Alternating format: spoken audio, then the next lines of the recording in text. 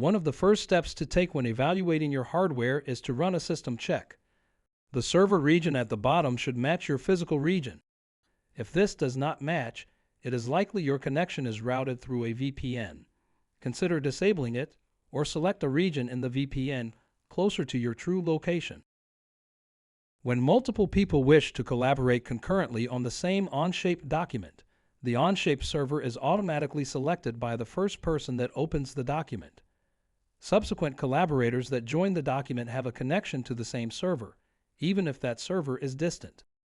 The active server persists until the document is closed by all users and reopened.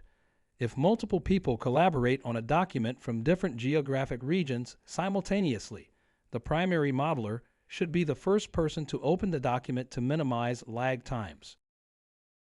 Another aspect to consider when troubleshooting performance with Onshape is your DNS, or Domain Name System Resolver. The DNS resolver turns the web addresses we type into the IP addresses browsers use to identify websites. If the DNS resolver is distant from your geographic location, Onshape may incorrectly identify your location and instead send your network traffic to an Onshape data center near that DNS server. You should use the DNS server provided by your Internet Service Provider, ISP, or Google DNS. See the link in the key takeaways for more information.